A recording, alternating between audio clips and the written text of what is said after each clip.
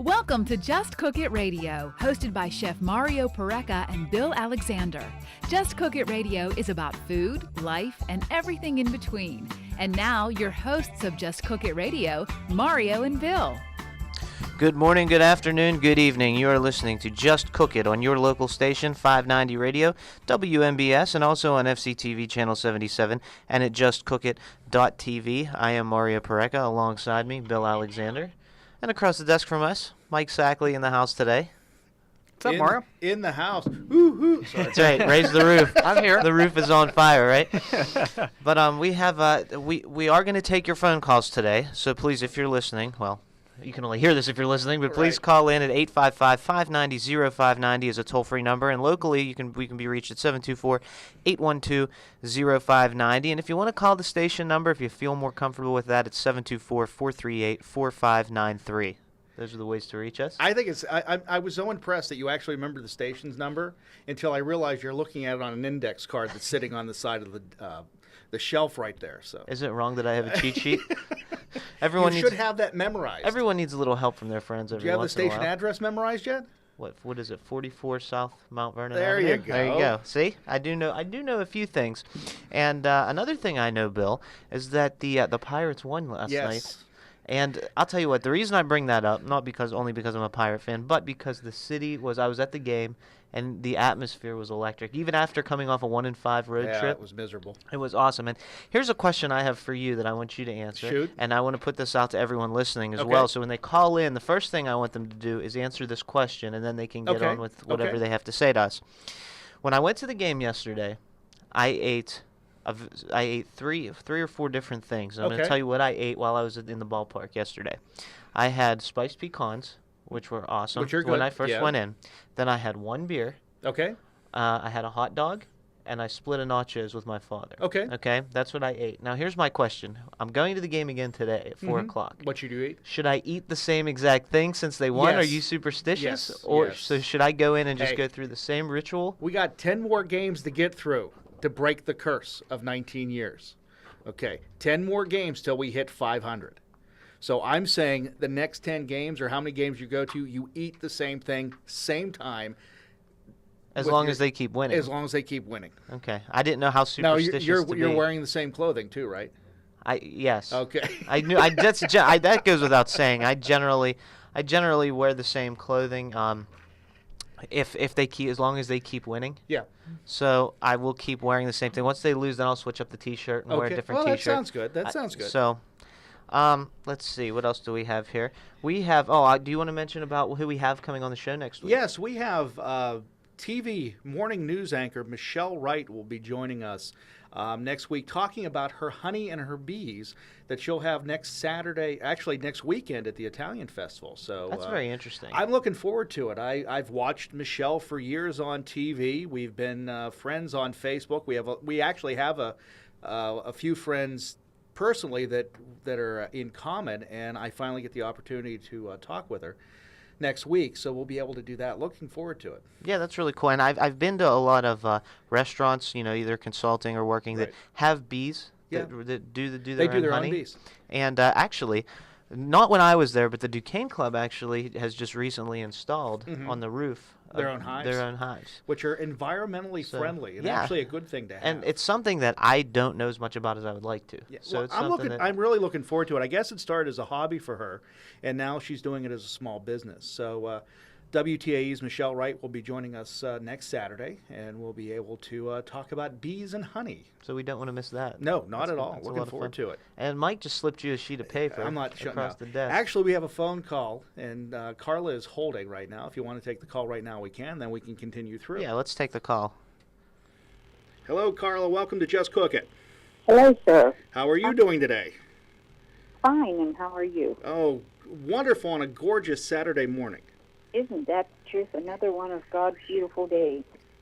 I was wondering if you know how to make sour cream and chive French fries. Sour cream and chive French fries? Mm-hmm. Now, do you mean like a dip to dip your French fries in? No, it's cooked right onto the French fries. Okay. So you're talking almost like a sour cream and chive potato chip that you would buy. No. The seasoning French is what fries. she's talking Right. about. Yeah. Okay. Well, French fries. yeah, there's a couple different ways you can do that. What I would do is I would look either go to the grocery store and ask someone, because they'll have a dry seasoning mix that you can get that's sour cream. Now, what you'll generally use is they make a like a buttermilk powder that almost tastes like sour cream, Oh, and it's do they in powder really? form. So you would use that and some granulated dried onion. Would that be like the Hidden Valley stuff that you Yeah. could buy and sprinkle? Okay. Yeah, so you could get that. And as far as chives go, I prefer the fresh kind, Mhm. and you just get them and you snip them and you cut them really fine. Or you can get dried chives that that they use in like vichyssoise and such, Right. that you buy right on the spice rack. So to do that, you would fry your French fries. Now, if you're going to use frozen French fries, you can do that, and you can do those in the oven even, as per directions on the bag. Or if you use fresh potatoes, you cut them. We've talked about this in the Right. past. You cut them into your French fry shape, and then you want to blanch them. Dab off the excess oil, cool them down either in the fridge or the freezer, and then fry them again at a higher temperature to get that crispness on the outside with that still soft interior. And then you simply season them with the seasoning. So you need to find either a dried buttermilk or a dried a seasoning that's sour cream and onion seasoning, which you can find, Now and then I'm you can hungry add for your own French chives. fries, thanks. Or what you can do is, if you want to season them a little differently and you don't want to use the dried stuff, you can actually toss them with a little sour cream. I would season them again with like some onion powder or Right. granulated onion, just to give them that sour cream and onion type flavor, and then you would put the chives on them. Sounds good. Have you had these before? Yes, sir. I used to be able to purchase them at a local meat market, and for some reason they discontinued them. And So, so basically, were they already prepared when you purchased them, or did you buy them and then you prepared them? No, they were already prepared in gotcha. a bag, and you cooked them, and they were delicious. So in other words, if you would just do like you said with the dry seasoning and mix them with the fries, and actually you could probably make a lot in advance that you could throw them back in the freezer again with the seasoning on it, and then pull it out and then either bake them or deep fry them. Yeah, I would be careful. I wouldn't fry. I would season them after you fry them. Okay. Just because I don't want the seasoning to burn on the outside of the fries. And also the seasoning getting in the oil too. And here's Never thought of that. yeah, that'll ruin your oil. And here's another idea too. If it'll be very close. If you can't find like a dried sour cream, use the Hidden Valley Ranch packets. Get the buttermilk ranch seasoning, season them with those. Add your chives, and there you have it. There you go. Because you'll get that buttermilk flavor. That ranch is all that is really a little bit of onion, a little bit of garlic, some Right. salt. So you'll get extra flavor from that. So that's what I would do. I would buy the Hidden Valley Buttermilk Ranch dry packets that you can get at any supermarket. Season your fries with that as soon as they come out of the oil. Now you want to season them hot. Right after they come out of the oil, that's when they suck up all the flavor. And then just garnish them with the chives, and there you have it. It sounds delicious. Yeah, it does. Sounds good for a Saturday morning. Carla, thank you very much for the call. We appreciate it. You're quite welcome. You have sir. a great day. Yes. So now I got French fries I on the know. mind. By the I'll way, talk about those because I went to a car show last weekend and they had French fries at the car show. And speaking of French fries, Bill, when I was at the game yesterday. Yeah. I took a trek around the upper level of the stadium. I walked around the top, and one stand that I actually meant to mention to you, probably after the last game I went to, I forgot. They have a potato patch. Oh, do they really? Up there, yes. And the fries do look different because I saw someone eating them, and I thought they're probably the same fries they have everywhere at the stadium. They look different. They're a little bit bigger, a little darker than the fries you get at all the other stands. Yes, my photograph at Kennywood a few weeks back caused some stir because everybody was hungry for them after I posted, especially people from outside the region that moved away that got them because I had the loaded potatoes down there. They're still the best. Oh, they're good. That's They're for still sure. the best. So another thing I want to bring up really quickly off the top of the show is we're still talking about our food week. Yes. So we need to, and that's what I want to say to all you listeners out there when you call in. Let us know what you want us to feature for a full week coming up.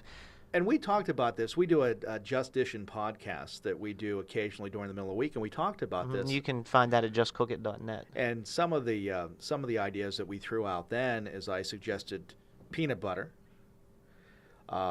We also suggested you did pizza, maybe a certain type of cheese, whatever it would Pasta. What about French fries? French fries. I mean, potatoes. You could even do yeah. potatoes. Yeah. How many things can you do with potatoes? You can do a whole mass of things with potatoes. And another ingredient that you can do a ton of things with that's very versatile is eggs. Yes. You can do, and Yeah. the tall hats chefs wear? Yes. Well, they have a bunch of pleats on the outside. Yes. And do you know where those pleats come from? No. Well, legend has it that the pleats come from, there's 101 pleats in the hat for all the different ways its wearer can prepare an egg. Oh, really? That's kind of unique. Now, is it a certain type of chef that wears that hat? Well, it depends. I mean, we're getting farther and farther away. That's the classical hat. Okay. I mean, that's what we used to wear those. But traditionally, the tallest hat in the kitchen is the executive chef's. Right. So the higher up the rung you go, the taller your hat gets. Okay, that makes sense. And that's how it used to be. Makes But sense. nowadays, there's a lot of Wolfgang Puck started the thing with cooks and chefs wearing the baseball hats in the kitchen. Yes. And that's one of the most popular right now, the little skull caps people wear that used to be bakers' hats because bakers would wear them. So you're getting away from all that classical stuff. I think do I have time before the break? I got to bring this up. Last night, the wife and the kids, we went out to one of the local outlets in the area, and they have a food court. And I'm walking in, and my one son wanted to use the restroom, so I had the bags, and I was waiting for him. Anything else? And I saw a guy walk out without washing his hands, and I'm looking at him going, please tell me he's not going into one of the food court restaurants. Please tell me. I turned around. Guess where he went? Into one of the food court restaurants. How do you prevent that from happening, or can you? Because the hygiene right there just totally went out the window, and I will never eat there again. Well, as far as, it's his fault, yeah, he takes responsibility, but you also have to put the onus on some of the the management, because they have to be more, they have to watch that. They're, obviously, it's probably posted. There has to be. The health department, it's a requirement by the health department to have a sign posted in the bathroom of any food service establishment that employees must wash their hands. But unless someone monitors that, and it's a hard thing to do because you can't put cameras in bathrooms, obviously. Well, my thought was, and you can't have a door monitor like you had in kindergarten going, did you wash your hands? I mean, you can't do that either. But it was just one of those things, yeah. and you see it, and you're going, no, I did not see that. Please tell me there's hand sanitizer in the back. Please tell me there's something that they use. One of the ways to combat that is, as a customer, if you see that or you experience that, to go to the manager and let them know, and then let them handle that, because that's poor hygiene, and it's dangerous. It's unsanitary. I mean, it's very unsanitary, and it's dangerous to the customers who are eating that food. I mean, would you want your mother or your daughter or anyone or your wife to eat something that he prepared or served even? No. So, I mean, and another thing that kind of, as we're on the topic, that kind of aggravates me a bit is when you go to these places and you see people that wear gloves, which that's, they should wear gloves, but then they handle money with their gloves on, and then they continue preparing food. One thing I learned, and I learned this from you when we did the chef, the colon cancer thing that we did in March, is preparing food that you had the gloved hand, one for wet, one for dry, and doing so you didn't cross-contaminate. Right.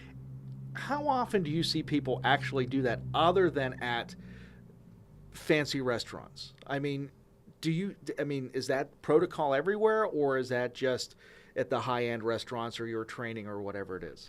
Well, that's you're taught that in school, and then you're taught that on the job if you're working at a place that takes sanitation seriously. But to be completely honest with you, when I was in the kitchen, I never wore gloves. Only because I didn't have time to put them on and change them, but I did wash my hands about 100 times a day. Right. So I would, gloves. Number one, they get in the way. When you're doing something like we did, they're fine because you kind of paced, you have help. When you're not in a hurry. Right. Yeah. When you're in a restaurant and you're under the gun and you're trying to meet deadlines, or get food out at a certain time, and it's stressful, you don't have time to be messing with latex gloves and putting them on and off. But that doesn't mean you can't take 2 seconds to go wash your hands. Right. So I had a hand sink right next to my station. And, if I would put a steak on the grill or whatever, as soon as I put it on there, I'd go over and wash my hands. Right. Then I'd come back, and you don't touch food that much, because you have tongs that you use a lot, and spoons and different things that are clean. So, I mean, gloves, if the health inspector comes in, it's something they like to hammer you on. But at the end of the day, if you keep your personal hygiene up, you're fine. Yeah, you really don't have to worry about it. So Well, on that note, let's step away for a quick break, and we'll come back more of Just Cook It. We will be right back, so don't touch that radio dial. And Just Cook It is being served up to you today by the Big Barn Country Store in Delhi, by Pareca Chiropractic Center, Inc., by 4th Street Barbecue, by the Herald Standard, and on FCTV by Phil Gianetti Motors. And you're watching Just Cook It on Channel 77, Fayette TV, and JustCookIt.tv. And you're listening to Just Cook It Radio here on your local station, 590 Radio WMBS.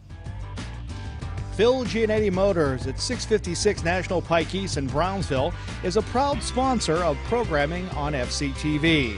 Phil Gianetti Motors providing quality vehicles for 45 years. If you're looking for a quality pre-owned vehicle, give Phil Gianetti's a call at 724-785-6800 or stop by their website, philgianettimotors.com. Hello, Fayette TV, and thank you for watching Just Cook It Radio right here on Channel 77. I am Mario Pareca. And I'm Bill Alexander. If you like what you've seen so far, you can watch the program in its entirety at JustCookIt.tv for food, life, and everything in between.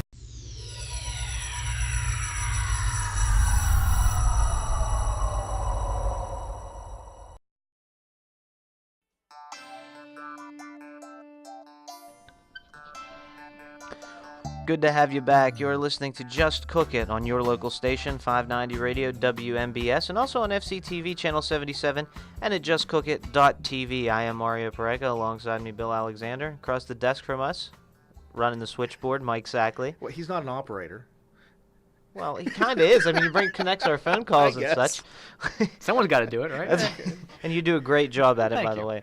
You're listening to Just Cook It Radio here on your local station, 590 Radio WMBS. And nice to have our first call, which was nice this morning. And, you know, we have time for more. Yes, we do. So the number again, 855-590-0590 is toll free. Locally, 724-812-0590. And, of course, the old trusty station number at 724-438-4593. I think if we bring up the topic we talked about on the podcast on Wednesday, that we will get phone calls on it. Fire away. Okay. This has been going on, I guess, for the last 6 months to a year. And those of you out there know I have 3 children from the age of one soon turning 6, 9, and 13. And I still am a child. Mentally. According to my mother. Yes. Anyway. Hi, Mom. I hope you're listening. So anyway, when we were watching the news about a week ago, there's a restaurant in California, I guess it is, and they've happened in PA too, that are banning children from eating there during busy hours. So say the dinner hours from 4 until 8, they're not allowed children to come into the restaurant because the children are being distracting. They're making a mess. Parents can't control them. They're screaming, they're yelling, they're this, they're that, and the other thing. And some restaurants right now are starting to ban kids. Is that the right thing to do if you're a business owner? This is what I say. Yeah. Pick on someone your own size. Because here's the deal. By banning kids, to me it's not a very, these places think it's a smart business move because it's going to make other customers happy. Right. But you're effectively cutting yourself off at the knees because you're cutting off a lot of your other business. That's right. First and foremost. Second of all, how are children going to learn how to behave in an establishment like that if they're not allowed in them? Okay. And think, look at McDonald's business model.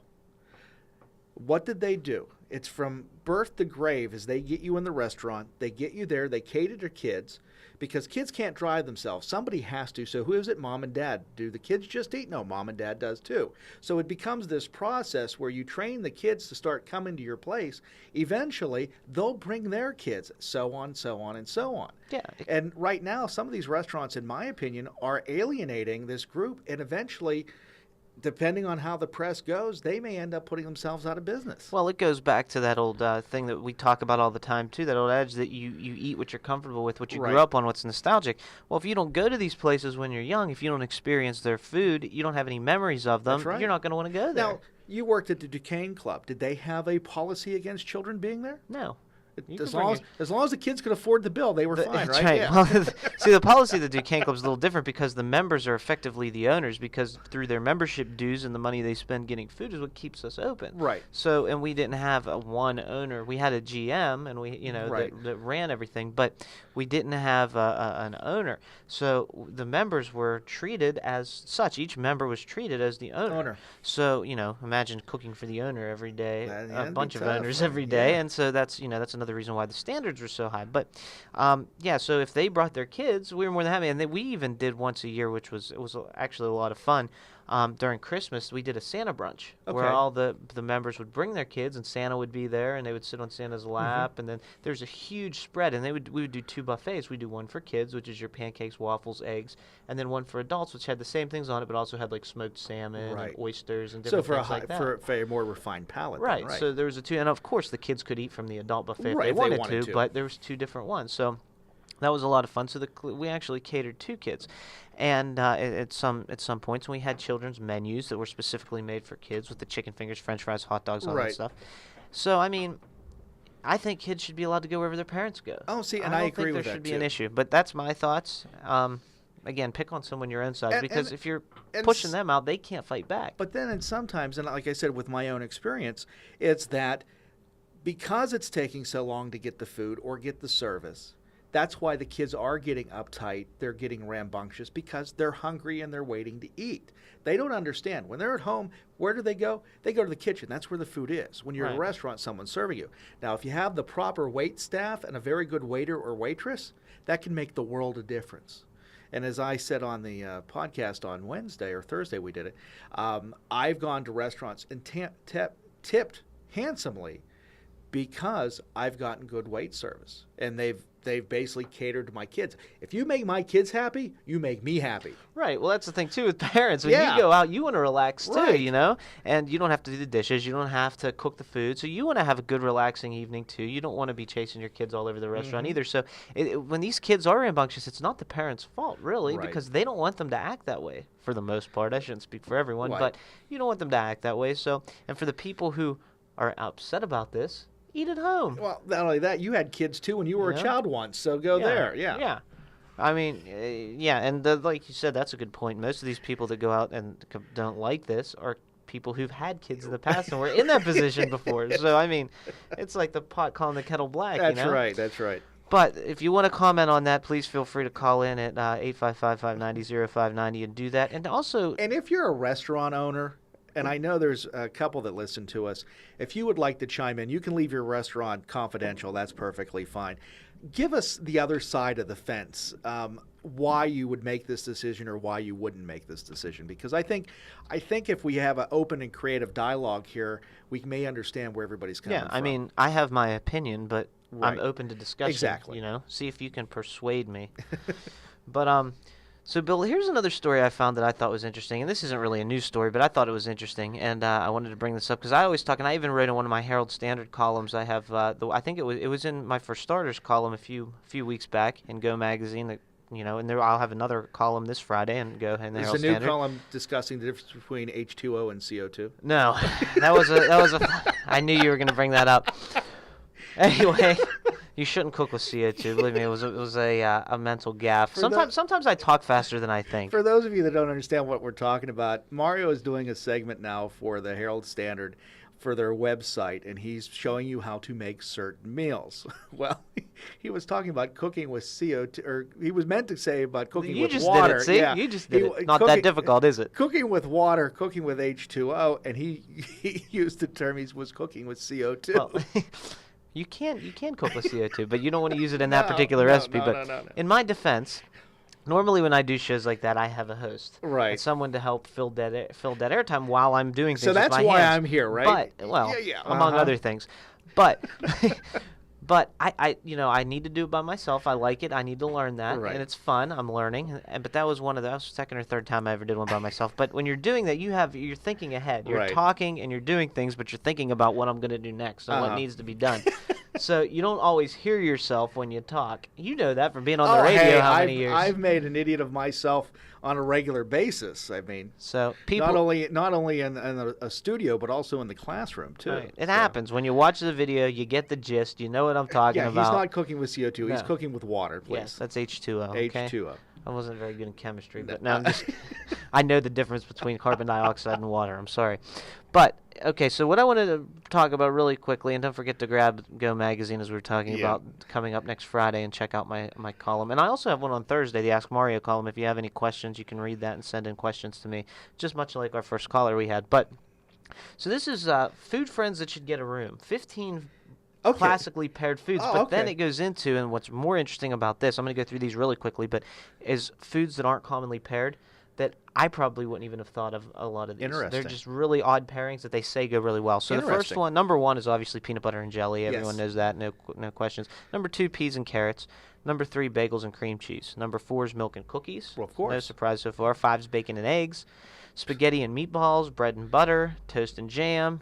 My favorite, macaroni and cheese, steak and potatoes. Now here's what number 11, shrimp and grits, and that's one that I would have never tried that. That's one that we talked about earlier on another episode, right? And that you never heard of recently. So I wanted to show you it is real. It's number real. 11. Interesting. Number 12 is chips and salsa, peaches and cream, chicken and dumplings, and then to round it out we have peanuts and Cracker Jacks. Of course. I don't know why it says Cracker Jacks. It's actually Cracker Jack. But what? So it'd be peanuts and caramel corn is basically what it would be. Yeah. Or Cracker Jack. Yeah, it's like in a ball game. Because Cracker Jack is.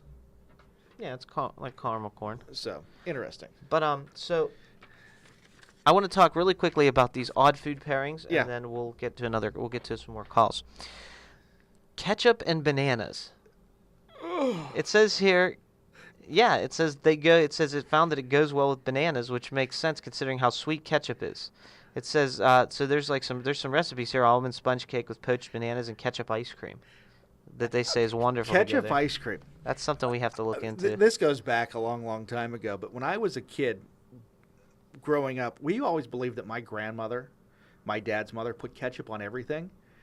I could swear to this day that I saw her put ketchup on ice cream. You told me that, and I always thought that was one of the oddest things I've heard. But now you're telling me that there's ketchup-flavored ice cream. Now this one, bagels and foie gras. That doesn't blow my mind. Okay. I love foie gras. It's what foie gras is either goose or duck liver. You're right. Technically, it's goose liver, but people call duck liver foie gras nowadays too. One of my favorite foods. It really is. If you haven't tried it, try it. Okay. Dark chocolate and Parmesan cheese.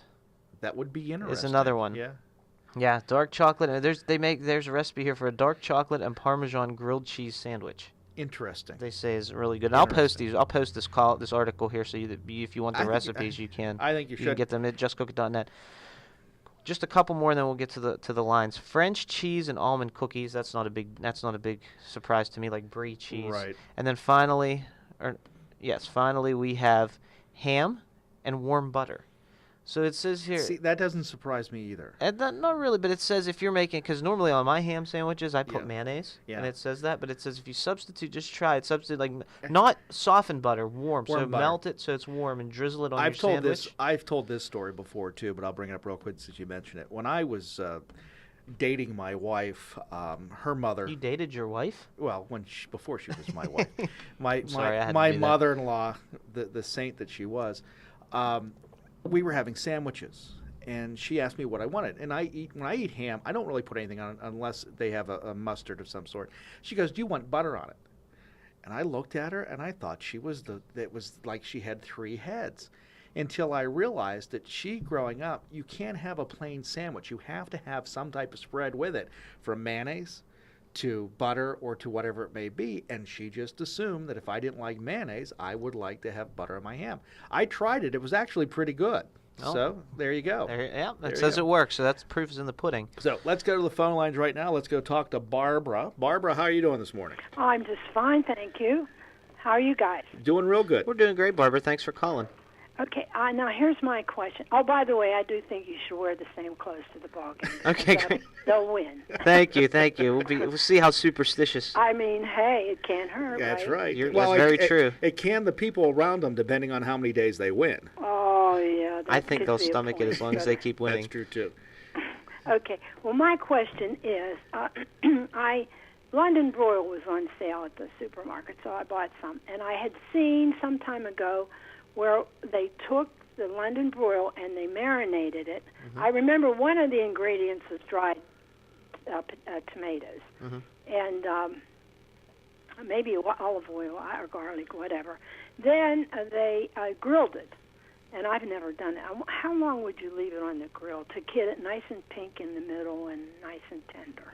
Well, how do you like your steak, Barbara? Do you like it medium rare or more medium? Well, I like it a little rare. Not real rare, but pretty pink. Well, see, London Broil is one of those cuts that you want to serve medium rare at the most, so that's good because it's London Broil is a tougher cut of meat. Mm-hmm. So you either want to, when you have a tough cut like that, and it's a thin, you want to slice it very thin. Just a couple rules of thumb for London Broil: you want to slice it very thin across the grain, and you want to keep it at a medium rare to most cooking, so it's nice and tender. That's how you're going to get it tender. Now, another thing you can do with London Broil, as you said, is marinate it, because what marinating does is it breaks down that connective tissue that's really tough.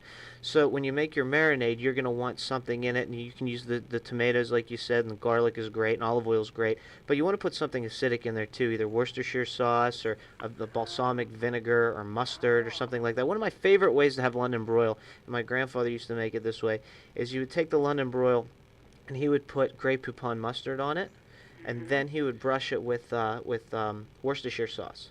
And then you just grill it. You put it on your grill, and you would probably, depending on how thick the steak is, you want to keep checking it. And London Broil is one of those things that it's not a real expensive cut of meat, which is good, so you can kind of play with it and test it and cook it more than once until you really get the hang of it. But you want to leave it on your grill, I would say 3 to 5 minutes on each side, depending how thick it is. If it's thicker, go 5 minutes. If it's one of the thinner cuts, go around 3 minutes. And then flip it and finish it on the other side. And then you always want to let your London Broil rest after at room temperature, or any meat for that matter, after you cook it or you roast it. You let it sit at room temperature for 5 to 10 minutes, just so those juices can redistribute through the meat, and you'll have a nice color and a nice, really juicy piece of meat. What, that sounds like a lot of things I didn't know. Now, when you slice it, then that's after you take it off the grill, right? Correct. You want to grill it whole, and then you want to slice it very thin, kind of at an angle, and really thin strips. Right. You always want to cut meat across the grain. If you cut it with the grain, it's going to be stringy. So you want to cut it across the grain really, really thin. And it's really good. Either you can eat it, as you would just any meat for dinner with asparagus or mushrooms or whatever you like, or you could put it on bread and eat it like a sandwich. It goes great with garlic bread. Yeah. Oh, okay. Thank you so much for all that, and I'll remember the Worcestershire sauce. Yeah, Worcestershire sauce and Grey Poupon. Okay. Really good. Thank you so much. Thanks for the call, right, Barbara. Thanks. Bye-bye. Grey Poupon.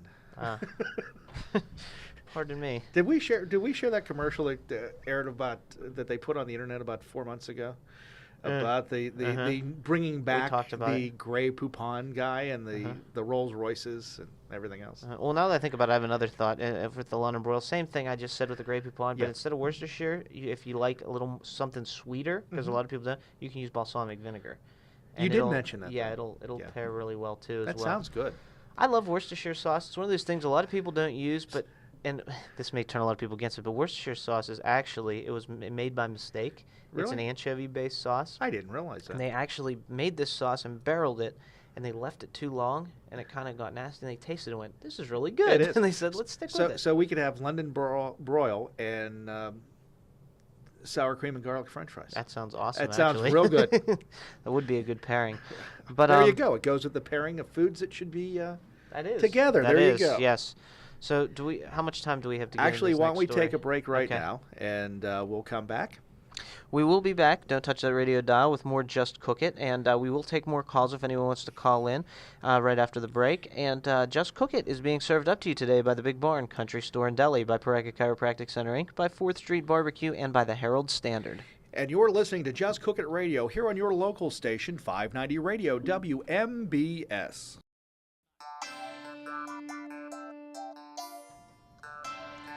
Welcome back. You are listening to Just Cook It right here on your local station, 590 Radio, WMBS, and also on FCTV Channel 77 and at justcookit.tv. I am Mario Pareka. Joining me is Bill Alexander, as he does every week, and with us today, Mike Sackley.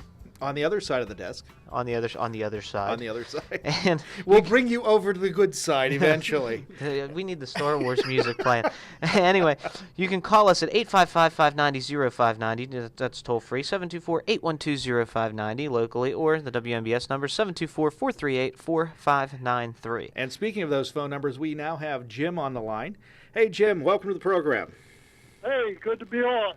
I have a recipe that I use on London Broil that I'd like to share with you. Sure, absolutely. Okay. I take the meat and, of course, wash it down real good with cold water. And then I take a paring knife and just kind of stick holes or whatever you want, slits or whatever you want into it. And then I put it in a baggie. I chop up an onion, a clove of garlic, and some teriyaki sauce. Okay? Mm-hmm. And then I soak that overnight. And then I put it on the grill on medium heat for about 6 minutes on each side. Okay. You might want to keep an eye on it depending on how tall your flame is or what have you, because it'll kind of crisp up, But and then just like you say, leave it set for a while, slice it off real thin, and then make a gravy and use that as the basis of my meal. That sounds good. That sounds great. I mean, and you have that marinating process that we talked about, and like we said, what that does with the teriyaki, and you put it in the baggie overnight. It helps break it down so it becomes much more tender. Right. And the teriyaki works like the Worcestershire sauce does. Yeah, absolutely. Yeah. Absolutely. Teriyaki is very similar. It's got that salty profile and that dark because most teriyaki is soy based. Okay. So it's just like a soy sauce. Okay. But and it has a very good taste to it. It sounds great. Yeah, absolutely. What do you usually serve with that? Usually maybe a baked potato, baked sweet potato. Oh, that sounds good. Some green beans that I take and roll in olive oil, sprinkle some Italian, dry Italian seasoning on it, put it in the oven, and then roast them for about 5 minutes on one side, turn them over for about 10 minutes on the other side. Sounds great. Sounds real good. And that's about it. Jim, we appreciate the call. Thanks for calling us this morning. You betcha. Sounds good. It sounds real good. And I think there's a lot. We've had 2 calls about London Broil. Yeah. Maybe beef might have to be That'd be a good. Well, it's so universal. Absolutely. Except in India, but it's so universal. Unless you're a vegan. Well, that too. So, I want to go to. We talked about our food pairings, right? Which were, I think, the most surprising of that lot was the banana and ketchup. Oh yeah, but again, I'm thinking it through, and it may not be a bad idea. Yeah, well, I mean, you put ketchup on anything, right? Right. Especially in Pittsburgh. Right. But really quickly, let me just mention a couple food holidays this week. I was just going to say, pick a few of the best ones. Well, today is National Vanilla Custard Day. Okay. So that's a good one. You can go out to Rita's or whatever and get some custard.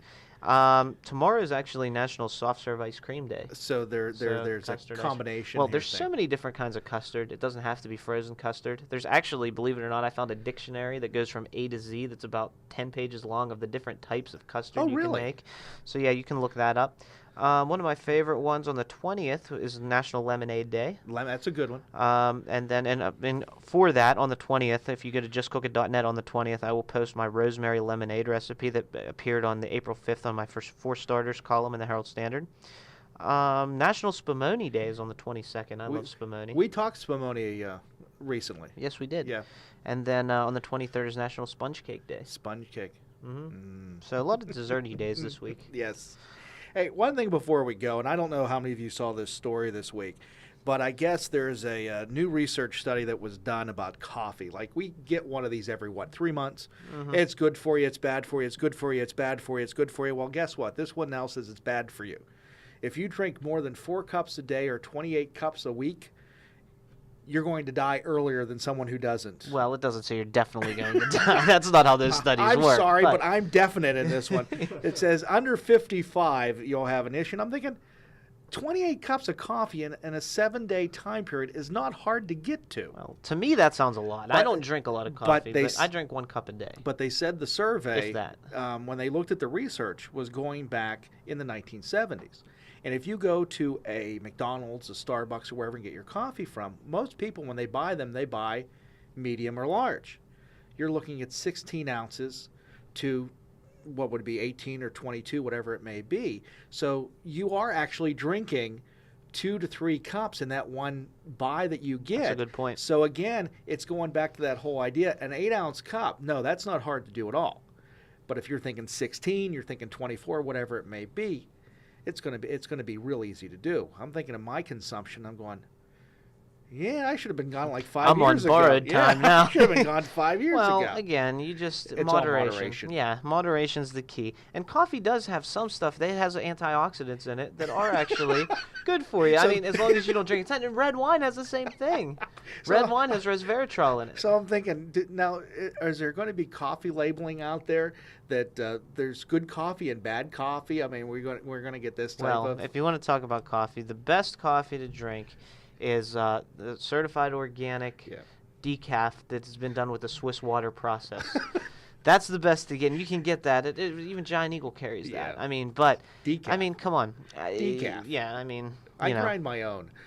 Yeah. So I mean, it depends on what chemicals they're grown in, what they're processed with, and that's what makes them not that great for you too. But coffee's not the best thing for you, really, but 1 cup a day isn't going to hurt. The water's not the best thing for you either. Well, water's pretty good for you. Well, think about it. Think of how it's, depending on your water system, if you buy it in bottle and everything else. You need to get a filter for your home if you have a water filter. But you also don't know how much that purifies out. Well, it's gonna be better than not filtering that's true it. too. So, I mean, and it's one of those things, moderation. So, I mean, and people, I don't think people generally believe that coffee is really something that's good for them. I don't think they think it's that bad for them because, let's be honest, people drink a ton of coffee and they're still walking around. So think of the money that people have made just off coffee. Think of the money Starbucks has made just off coffee. And speaking of coffee, I had another story here, and I can post this on the site. They actually made it's in Taiwan for right now, but it's a printer that will print photos like your picture perfectly on the top of a latte. Why? So it's $1.50. They did it for Valentine's Day. Why? So couples could bring their pictures, and it's really remarkable. It takes like 2 or 3 minutes, I think, to do, or maybe it was 4 minutes or something. But they put these cups on this tray, and it goes under this printer, and then it comes out, and it's got a perfect colors and all portrait on top of the foam. I would really be worried if I saw Mike on my coffee. I mean, that would really scare me. I mean, that would be the come to light moment. Okay, Mike Sackley's on my coffee. And that's the thing they said in the article. It's weird to drink coffee with someone's face on it. Like, I could see if you put like the logo of your favorite sports team on it or something like that, or we could put the Just Cook It logo on it. Yeah, the Just Cook It logo for marketing purposes on there. Because then it gets everyone excited. That's a cool idea, though. But yeah, it's a really, you have to watch the video. There's a video I'll post it. Yeah, you have to watch it. It's really. Wonder if you don't like the person. Well, that'd be a good prank to pull on someone, huh? It'd be a stalker or something. Never mind. Anyway, we got to go. It's time to wrap up. Well, that was a quick show, but I want to thank everyone for listening and calling in. Thanks to all our callers. That was fun, and we will be back again taking your calls next week, 1 week from today, on the 24th, right here on WMBS. And again, the numbers, you can call us throughout the week, and we can answer, so we can be prepared to answer your questions. 855-590-0590 is the number, and check us out online at justcookit.net. We have an all-new website. It's remodeled. Right. You can find all our different things on there, and it's just a lot of fun. So, Bill, we'll try to get another podcast in before next week, and we'll have Michelle Wright on the program next week. So you're going to want to tune in next week. Make sure you mark it on your calendars next Saturday at 9 a.m. Sounds good. So we'll talk to you next week here on your local station, 590 Radio, WMBS.